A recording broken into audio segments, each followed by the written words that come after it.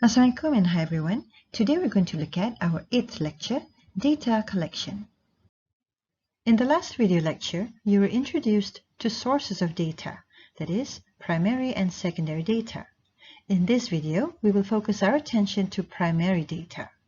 Recall that primary data is a type of data that is collected by researchers themselves directly from the main sources. They are often regarded as the best kind of data in research. Collecting primary data gives the researcher both more and less freedom. They have more freedom to decide what type of data they want to collect, in terms of definitions, who to collect, from where and when. However, they are also constrained by the resources that they got, for instance, money and manpower. In collecting primary data, several things need to be considered. One is content. The most important information is, of course, that relates to the research issues themselves. For example, student attitudes towards branding. Are they brand conscious? What to them is a good brand? What considerations make up a brand? But other factors affecting the research issues also need to be collected. For example, age, income, education background, discussion with friends, and other factors influencing choice. One of the difficulties with this kind of information is that, beyond basic biodata, we cannot be sure a priori what all relevant factors are. 2. Type of questions. We may ask factual or attitudinal questions, closed or open-ended questions, as well as structured or flexible questions. Factual is when you ask for facts. For example, did you buy a fridge? When? Such data are easy to verify, but not particularly rich, whereas attitudinal is asking, do you think students should have fridge in their dorms? While a yes or no response is useful, it is sometimes better to allow response on a scale. The popular Likert scale is a 5-point scale which can look like strongly agree, disagree, neutral, agree, and strongly agree. However, it's important to note that assigning a number to each view will assume that differences in attitudes are equidistant or the responses are linear. But there is a great deal of subjectivity to these responses. My strongly agree may not be exactly the same sentiment as your strongly agree. Closed questions is like, when did you leave for work today? This kind of question is precise but does not allow more information than what is asked. To delve deeper, more questions have to be asked. Factual questions are typically closed, but these can be grouped together with other types of questions under title, say, work habits. Open-ended questions are like, what do you think of compulsory moral education? Open-ended questions are asked when it is impossible to categorize the responses completely. But responses to these questions can be nightmares to quantify. Structured questions are those normally in survey questionnaires. If the collection of data are undertaken by research assistants, this format ensures that at least the core set of data is collected. But it does not allow immediate follow-up should one answer lead to another question. Flexible is asking questions that depend on the previous answer. This approach can yield the richest information, but also carries the highest risk of error. The type of information gathered depends crucially on what the researcher asks. Hired interviewers may find this hard to do if they lacked the depth of knowledge of the researcher. It is crucial to conduct pre-testing to ascertain possible errors. If these errors are discovered only during the main survey, it is too late to correct them, and the results of the survey are compromised. There are generally two types of data collection for primary data, direct and indirect. Direct involves contacting the subjects of research either in person or through other communication channels to respond to the researcher's inquiries. Research subjects are then truly respondents. Direct methods include interviews, focus group discussions, and surveys. Indirect involves observing the respondent, ideally without their knowledge. Observation, interviews, and focus groups are usually associated with qualitative research, whereas surveys are usually associated with quantitative research. However, the distinction may not be black and white in practice. Let's take a look at the pros and cons of both approaches. Direct interaction with respondents allows practically all types of questions to be asked. Follow-up and clarification are also possible. Although a degree of interpretation is unavoidable, direct responses reduces the need for interpretation by researchers. However, there is possible respondent bias. Interviewer bias may be reflected in interpreting responses. Respondents may refuse to answer, or lies or hide information. As for indirect contact, the respondent is unaware of being studied and behaves naturally in an environment that he or she is familiar with. Interviewer bias is absent because no interview is conducted and no questions are asked. The researcher is more aware of the environment around the respondent, whereas interviewers would be too preoccupied with the interview to observe what is going on. There is no response issue where refusal, lying, or misunderstanding of the questions arise. However, not all information the researcher needs can be observed, and the approach prevents them from asking. The lack of contact with the respondent makes follow-up for clarifications impossible. The researcher may misinterpret what he or she observes, but has no way of verifying this. If the unit observed is aware that they are being watched, then what is observed may also be flawed. The unit observed must be accessible to the researcher. The method chosen depends very much on the circumstances. If research is on a subject where interviews are difficult or may lead to unreliable responses, observation may be preferred. On the other hand, if deep probing questions are necessary, direct interviews may be the only feasible option. Now let's take a look at the primary data collection methods in more detail. In-depth interview is a technique designed to elicit a vivid picture of the participant's perspective on the research topic. During interviews, the person being interviewed is considered the expert and the interviewer is considered the student.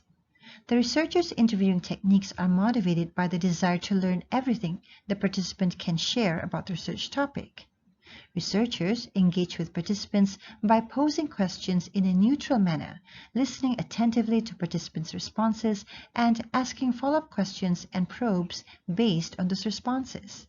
They do not lead participants according to any preconceived notions, nor do they encourage participants to provide particular answers by expressing approval or disapproval of what they say.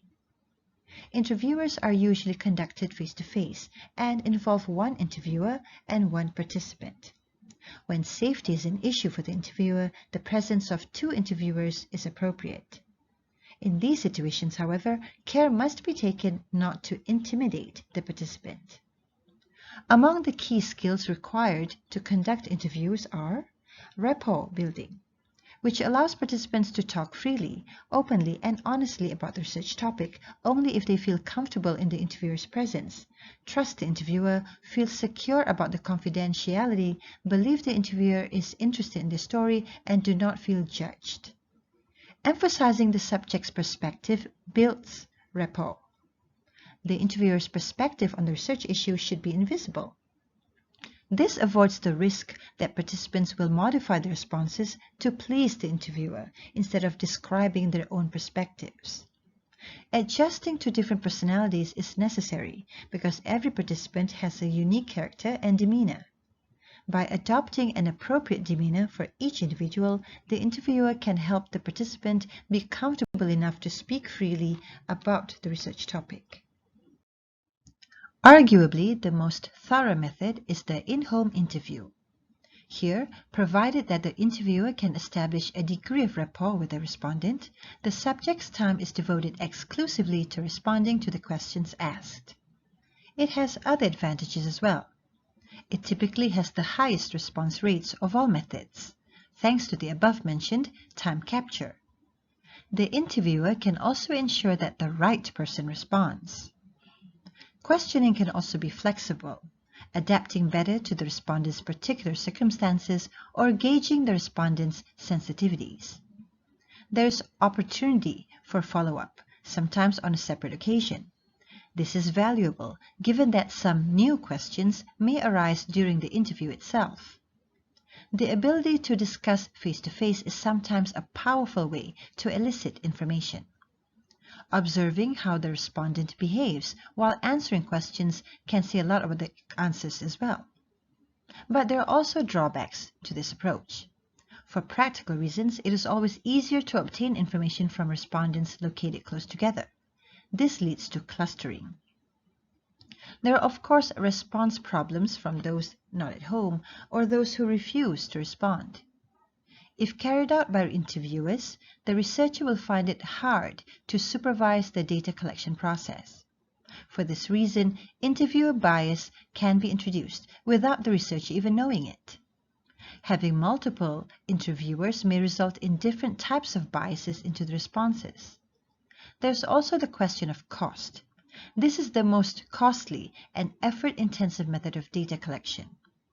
Advantages of interviews can also be diminished if hired interviewers are used. This is not to underestimate the worth of interviewers, but nobody knows the questionnaire better than the researcher, him or herself. Sometimes interviews can also be conducted in malls or other public places. Although on the surface this method is no different from the earlier in-home interview, there are severe limits to this kind of interview in that respondents may or may not be in the appropriate frame of mind to respond. This is what is meant by self-selection.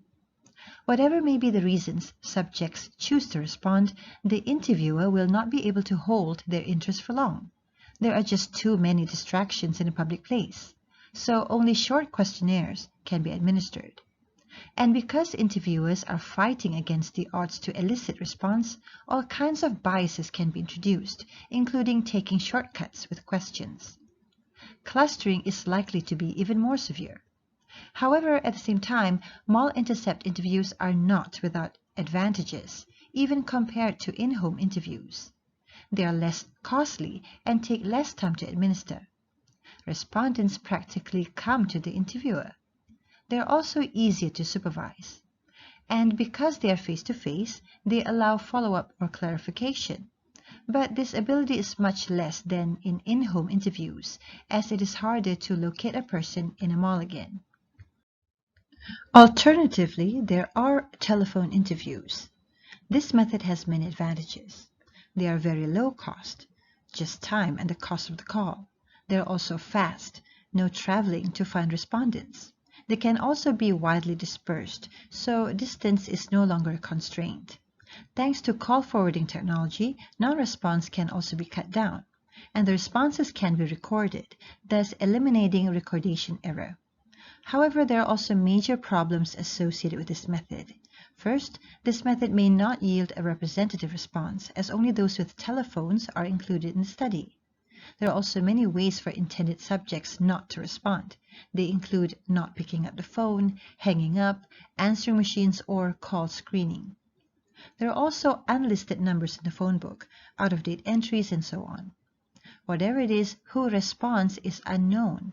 This can have all kinds of consequences on the reliability of the results of the interview. The fact that telephone interviews are not face-to-face deprives the method of the benefit of being able to detect visual clues. A focus group is a method in which one or two researchers and several participants meet as a group to discuss a given research topic. These sessions are usually tape-recorded and sometimes videotaped. One researcher, called the moderator, leads the discussion by asking participants to respond to open-ended questions. Where available, a second researcher, called the note-taker, takes detailed notes of the discussion. A crucial skill is the ability to build rapport with and among participants from the start of the discussion. This involves quickly establishing a positive, relaxed, and mutually respectful group dynamic. Being friendly, speaking in pleasant tones, using relaxed body language, appearing natural, and being patient will all help. The goal should be to keep the discussion moving along, with as many people participating as possible. If someone presents an obstacle to meeting this goal, such as by dominating the discussion, expressing a negative attitude, or having an emotional outburst, the researcher should know how to reduce that person's impact on the group and to steer the discussion in a more productive direction. Focus groups have many advantages. Group discussion produces data and insights that would be less accessible without interaction found in a group setting. Listening to other people's verbalized experiences stimulates memories, ideas, and experiences in participants. This is also known as the group effect. Group members discover a common language to describe similar experiences. This enables the capture of a form of native language or vernacular speech to understand the situation. Focus groups also provide an opportunity for disclosure among similar others in a setting where participants are validated. For example, in the context of workplace bullying, targeted employees often find themselves in situations where they experience lack of voice and feelings of isolation. Use of focus groups to study workplace bullying therefore serves as both an efficacious and ethical venue for collecting data. And of course, they permit in-depth insights on issues, complete with different perspectives in a single sitting. Out of the discussion, group norms may also be discovered. However, focus groups also have disadvantages. Groups are quite variable and can be tough to get together.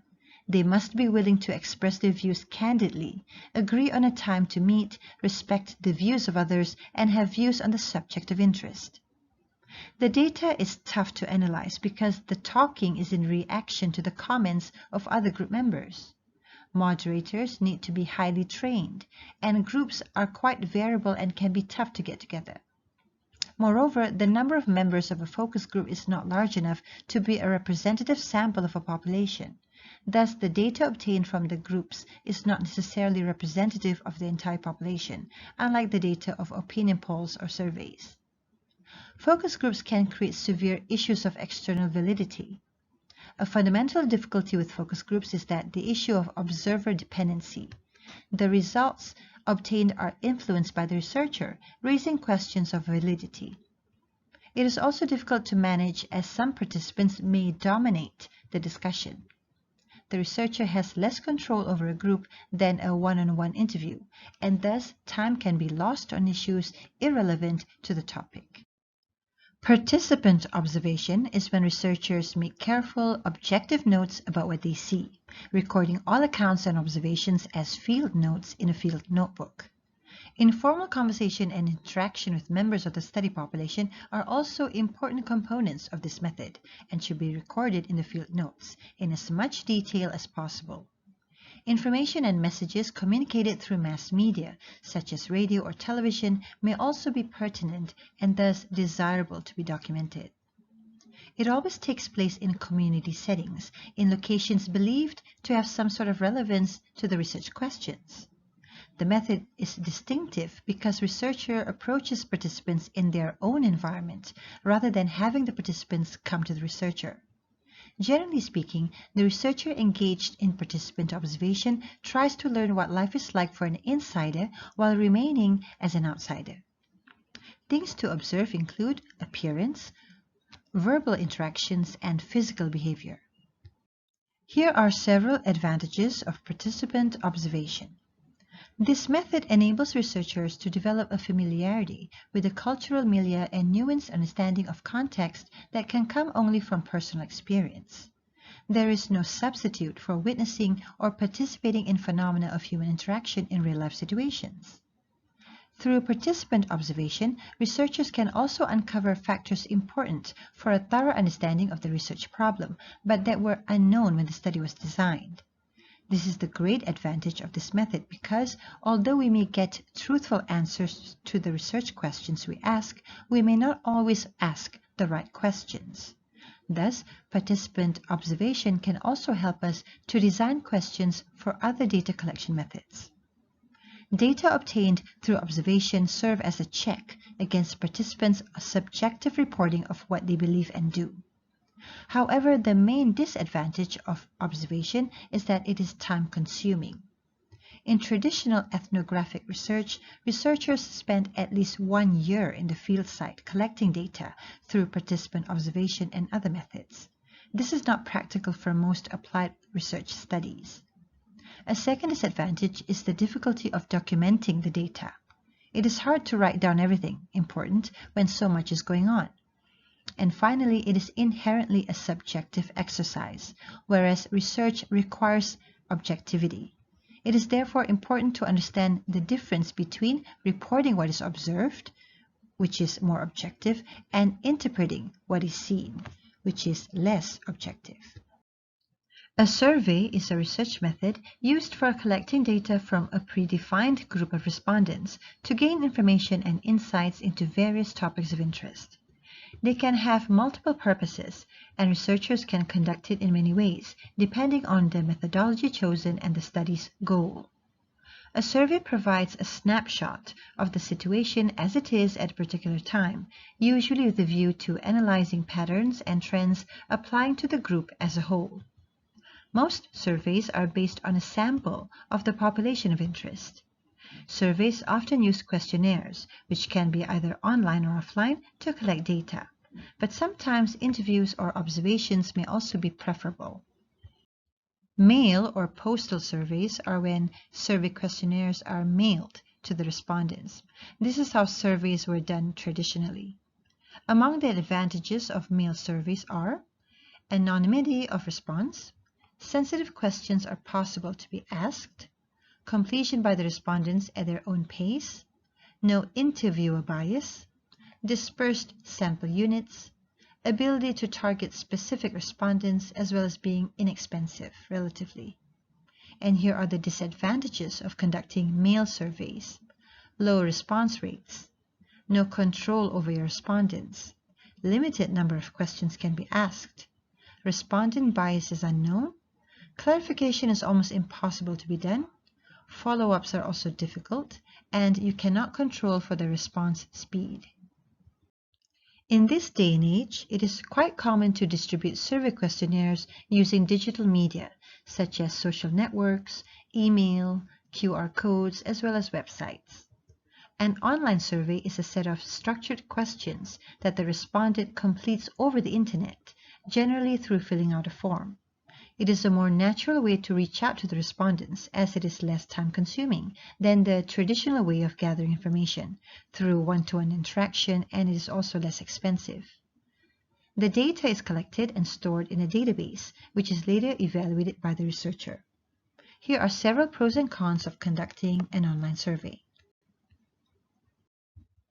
Having known all of the methods to collect primary data, so which method would you choose?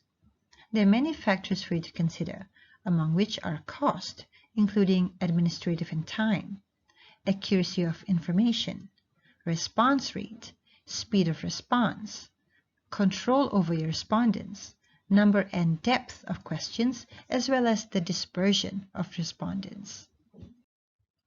Quite often, the researcher employs assistants to obtain information and uses data collection methods that are not face-to-face. In both instances, questionnaires are important. A set of questions is listed in questionnaires in some logical sequence and covers a range of topics. Since the same questionnaire is administered to different respondents, there is some consistency in their responses. This is important for comparisons and for averaging quantitative magnitudes, for instance, age, years of work, and income. Questions are designed to provide answers to the research questions and meet research objectives. If they do not, then something is wrong with the design of the questions or with trying to obtain responses. In quantitative research, by the time data collection occurs, hypotheses would have already been established. The questions in the questionnaires should be designed with testing these hypotheses in mind. Let's take a look at the stages in preparing or designing questionnaire. Questionnaires are instruments for data collection, so they must serve the objectives of your research. However, the questionnaire objectives and research objectives need not coincide. Questionnaires may be used to deal with only a part of your research. The appropriate style depends on the objective of the research. That objective then determines the approach, whether it is quantitative or qualitative, to be used. The approach then determines the type of questions to be included in the questionnaire. We will have more to say on this in the next slide. Since it is unlikely that the researcher gets it right the first time, the questionnaire needs to be pilot tested. For one thing, what the researcher thinks is perfectly understandable may not be to the respondent. The results of the pilot test would then lead to a revision of the questionnaire to improve the quantity and quality of the responses once it is used. The last step is to administer the questionnaire. There are several issues that researchers have to take into account when designing the questionnaire. The most important component of any questionnaire is its content. This content has to do with the objectives of the research, translated into research questions to be answered. If these are not properly framed, you will not be able to obtain the desired responses. What kind of response is expected determines the format. Are respondents expected to provide factual answers or discuss their attitudes? Can they digress from what is being asked, provided it is relevant to the topic? The sequencing of questions is extremely important. This is so because respondents are confused by haphazard sequencing, and efficiency considerations demand that the questionnaire be as concise as possible.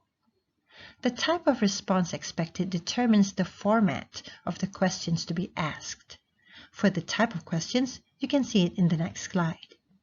Wording is vital to understanding. Academic language, although loved by researchers, is not that easily understood by the layman. So the key is to appropriate wording so as to take the position of the respondent. For all of the above reasons, a pilot study is vital. Here are the common types of questions used in survey questionnaires. Close-ended questions. These are questions where respondents are given answers to choose and may not provide other answers. They are clear, easy to quantify and code, but tends to limit response and exclude probing, so not very informative at times. However, they can be used as in combination with a conditional or filter question. A conditional or filter question is, for instance, if you satisfy condition A, then answer question B. However, filter questions can get very complex if more than two levels are involved. Open-ended questions.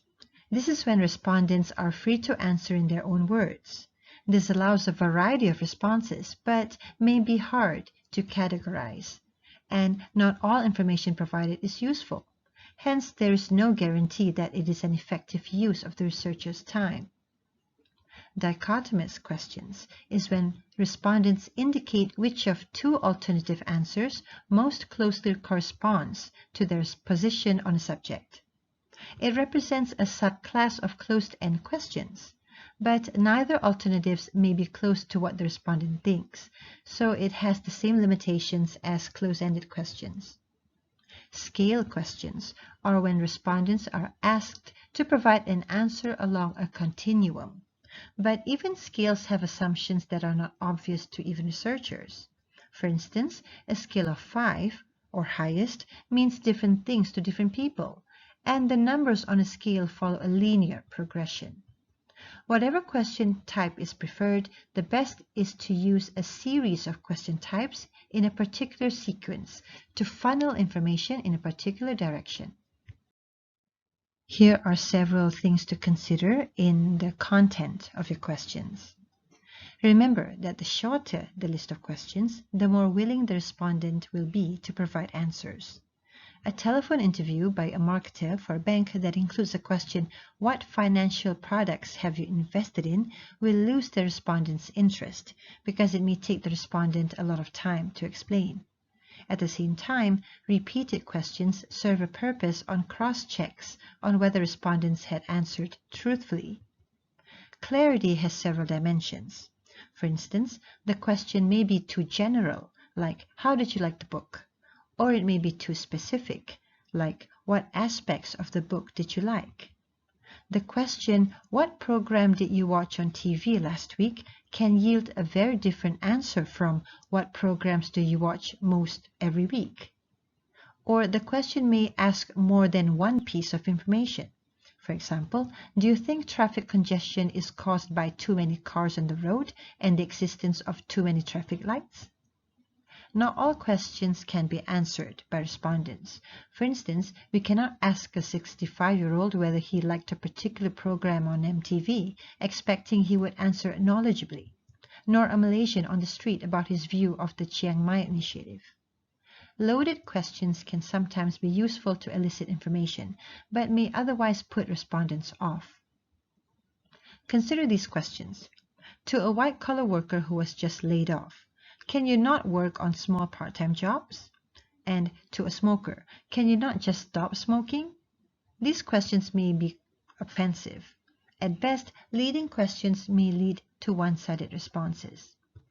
Will the respondent answer the questions truthfully? Some questions are culturally sensitive. Others might simply ask for information a respondent is unwilling to reveal. For instance, some people are sensitive about answering questions about their exact age or income. Less direct alternatives, like using ranges, may be employed instead. Respondent effects are variations in survey responses. Here are several of them. Social desirability. This is when people may answer questions to look good in the eyes of the interviewers or surveyors. This may explain why socially desirable behaviors, such as obeying traffic rules, are overreported, and undesirable attitudes and behaviors, such as not wearing seatbelts, are underreported. Acquiescence response. This is the tendency of respondents to respond to questions in a positive manner. Many reasons account for this. It may be felt that to give a negative response may lead to further questions.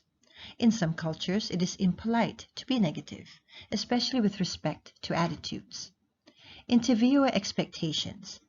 Some respondents believe there are certain right answers that interviewers expect. This will be the case of the respondent detecting, whether incorrectly or not, leading questions. Non-response involves either a total lack of response or a lack of response to some questions of a questionnaire. Often, non-response reflects bad survey design. The questionnaire may be too long, questions may be too sensitive, or may be asked at the wrong time, for instance, income data during tax time. Sometimes the sampling frame is incomplete or biased, so that many are left out. Sometimes coders may simply left out the responses, i.e. coding error, because, for instance, they did not know how to code some of those responses. In reality, even partial answers must be included. This is because non-responses are not random, and doing nothing will bias the sample, and increasing the sample size will not eliminate the bias. In fact, it may add to the non-response.